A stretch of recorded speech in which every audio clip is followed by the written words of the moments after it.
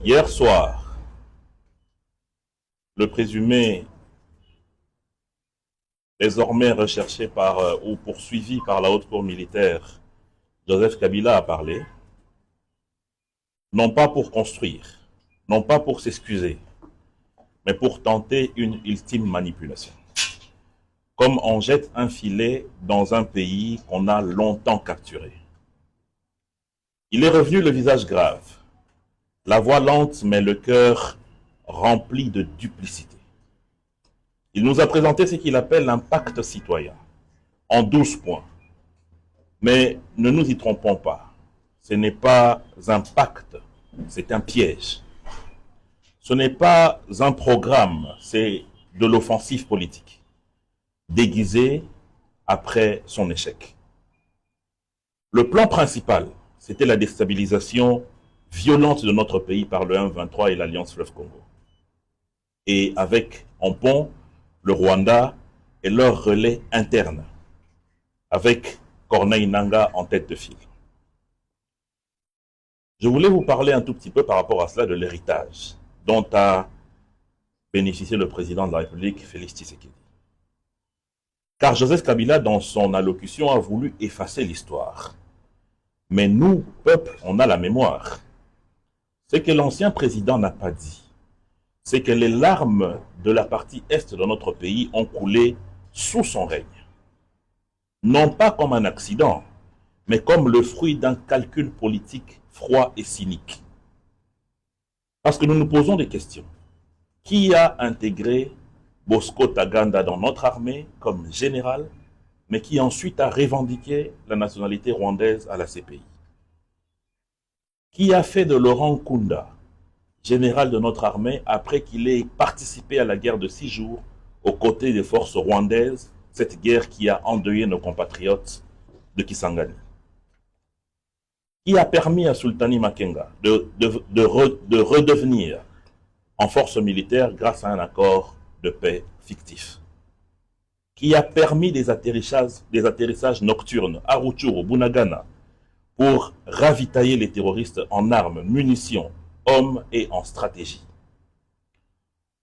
On se souviendra très bien que sous la présidence de Joseph Kabila, le territoire congolais avait été fragmenté en zones d'influence mafieuse, dans l'Est surtout. Des officiers étrangers opéraient au cœur même de notre armée grâce à des mixages, brassages et mélanges alambiqués, afin de placer le champ rançon dans le fruit. Et grâce à cette alchimie, l'Est du Congo est devenu un désert diplomatique et un abattoir silencieux. Et aujourd'hui, il ose se présenter en sauveur. C'est de l'impudence absolue. Car la stratégie montée était en 3 phases. Première phase, déstabilisation de l'armée. Grâce à des mixages et à des brassages, notre armée a longtemps été affaiblie, avec des militaires à solde faible et aucune loi de programmation militaire. Et dans l'entretemps, le M23 a été renforcé en hommes, logistique et financement.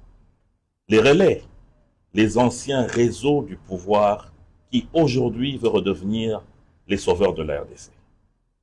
L'objectif était simple, prendre Goma, Bukavu, ensuite Kisangani et le Haut-Katanga. S'aimer le chaos et forcer l'État à s'agenouiller. Comme ça n'a pas marché, il fallait la phase 2. Mener une guerre psychologique.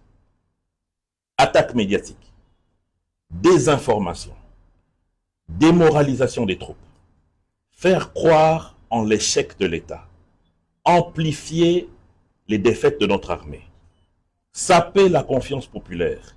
Attiser le séparatisme et le tribalisme. En instigant que certaines tribus ou certaines ethnies de notre pays étaient stigmatisées sur le pouvoir de Félix Tshisekedi.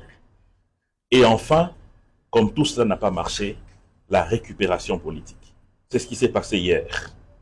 Après l'échec militaire, bien sûr, grâce à la résilience des FARDC et à la diplomatie agissante de Félix Tshisekedi. Joseph Kabila revient en sage. Il appelle au dialogue, il appelle au pardon, il appelle à un pacte citoyen. Mais ce pacte est le camouflage de l'échec d'un plan machiavélique qui avait aussi pour aboutissement l'anéantissement de l'État que nous connaissons aujourd'hui et même pire, atteindre à la vie de l'actuel chef de l'État. Malheureusement pour eux, les preuves sont claires et l'État est resté debout. Pendant 18 ans, nous étions là et nous l'assumons. Béni saignait. L'Est de notre pays avait plus de 120 groupes armés. Ituri brûlait. Les Mororo ravageaient des espaces entiers pour s'aimer le chaos. Les Ema et les Lendu se rentraient dedans, sans une vraie intervention de l'armée. Et quand l'armée demandait des ordres, il y avait négociation des postes avec les infiltrés. Lorsque les Congolais étaient chassés du Congo-Brazzaville, lorsque les Congolais étaient chassés de l'Angola, la seule réponse à l'époque, c'était le silence. Alors qu'aujourd'hui, chaque action contre le peuple a une réponse correspondante.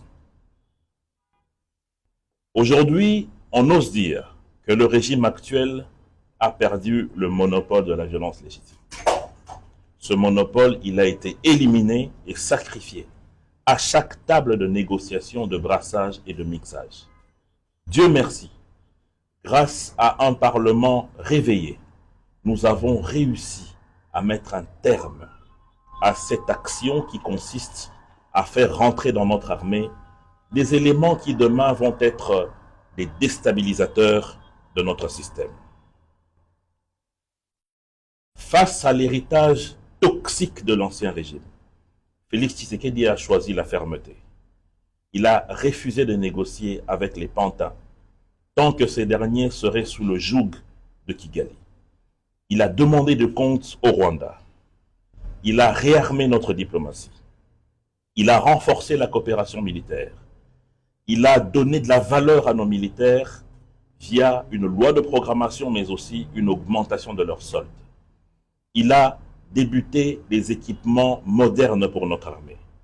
Il a doté les FARDC des institutions hospitalières qui leur permettent aujourd'hui de mieux vivre, ainsi que leurs dépendants. Et il a aussi permis le retour de la RDC sur la scène internationale. Ceux qui l'attaquent aujourd'hui ne veulent ni la paix, ni la réconciliation. Ils veulent la revanche, ils veulent le retour au pouvoir. Ils veulent l'impunité. Ils veulent reprendre le contrôle de l'appareil de l'État. Non pas pour le bien du peuple, mais pour le bien d'une engeance. Et pour mieux revenir, ils ont trouvé un cheval de Troie, un pacte social porté par les évêques.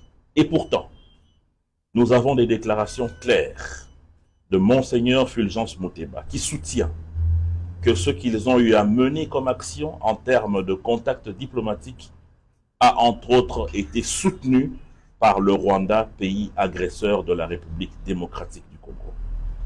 Comment peut-on faire confiance en une telle démarche alors que cela contient un élément nocif qui est le soutien et l'apport de Kigali?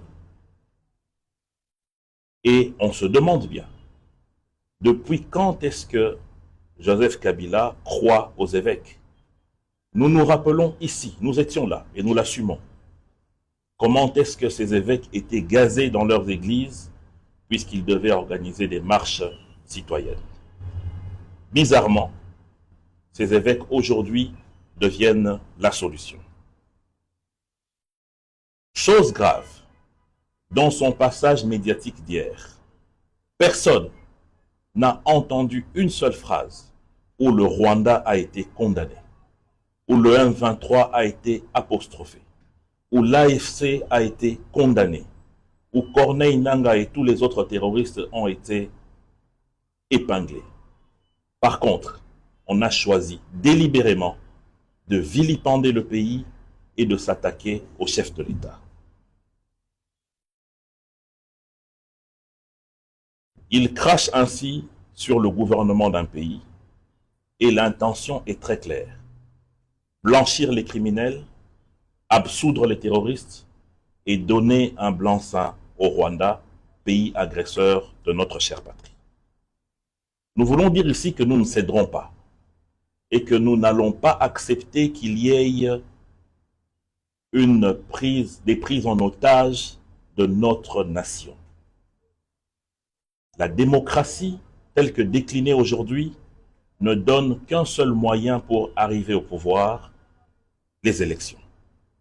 Il n'est donc plus acceptable aujourd'hui que les conciliabules, que des méthodes qui apportent la mort puissent être aujourd'hui utilisées pour que des personnalités qui pensent que la République démocratique du Congo leur appartient puissent revenir aux affaires. Je vous remercie.